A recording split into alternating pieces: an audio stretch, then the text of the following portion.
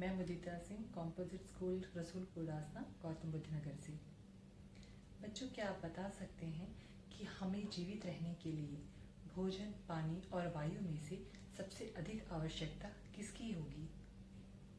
जाहिर है, बिना भोजन और पानी के हम कुछ दिन तो जीवित रह सकते हैं, लेकिन बिना वायु के एक पल भी जीवित रहना संभव नहीं है। आप सभी बहुत ही छोटी कक्षाओं से ये पढ़ते और सुनते आ रहे हैं कि सभी प्राणी श्वसन क्रिया में ऑक्सीजन गैस का प्रयोग करते हैं और कार्बन डाइऑक्साइड गैस छोड़ते हैं। लेकिन क्या आप बता सकते हैं कि ऐसी कौन सी गैस है जो आग जलने में मदद करती है? इस वीडियो में हम इस प्रश्न का उत्तर जानेंगे, लेकिन उससे पहले हम वायु के बारे में कुछ जानकारी लेते हैं। हमारी पृथ्वी के चारों ओर वायु का एक घेरा होता है, जिसे हम वायुमंडल कहते हैं। वायुमंडल अलग अलग गैसों का एक मिश्रण है। इसे हम गैसों का समांगी मिश्रण भी कह सकते हैं। जैसे आप पानी में चीनी घोलते हैं तो पानी मीठा हो जाता है, लेकिन आपको चीनी और पानी अलग अलग दिखाई नहीं देता।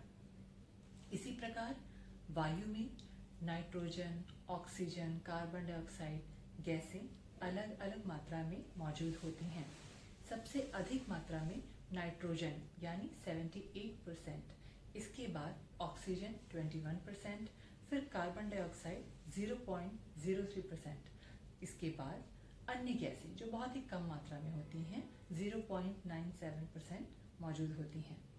साथ ही वायु में धूल के कण भी होते हैं, धुएं के कण होते हैं। इसके अलावा जो नदियों से, समुद्रों से और तालाबों से सूर्य की गर्मी से पानी भाप में बदल जाता है, वो जलवाष्प के रूप में वायु में उपस्थित रहता है। आप जानते हैं कि श्वसन क्रिया के लिए ऑक्सीजन गैस कितनी ज़रूरी है।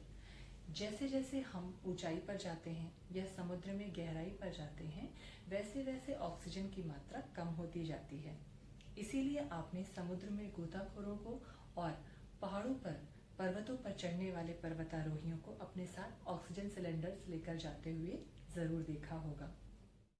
चलिए आगे बढ़ते हैं और ये छोटा सा एक्सपेरिमेंट करते हैं, जिससे ये साबित किया जा सके कि ऑक्सीजन गैस जलने में मदद करती है। पानी से भरी हुई एक प्लेट में मोमबत्ती रखकर उसे जलाते हैं। अब कांच के ग्लास से इस जलती हुई मोमबत्ती को ढक देते हैं। आप देखेंगे कि थोड़ी ही देर में मोमबत्ती स्वतः ही बुझ जाती है। इसका कारण है कि ग्लास के अंदर जो वायु उपस्थित है, उसमें जितनी मात्रा में ऑक्सीजन उपस्थित है, वह मोमबत्ती के जलने में प्रयुक्त हो जाती है। ग्लास के अंदर अब भी वायु है, किंतु वह नाइट्रोजन और अन्य गैसें हैं। ऑक्सीजन के खत्म होने से जो खाली स्थान उत्पन्न होता है, उतनी मात्रा में पानी ग्लास के ऊपर चढ़ जाता है। बच्चों, आशा करती हूँ आपको ये वीडियो अच्छा लगा होगा। मिलते हैं अगले वीडियो में एक नए टॉपिक के साथ। धन्यवाद।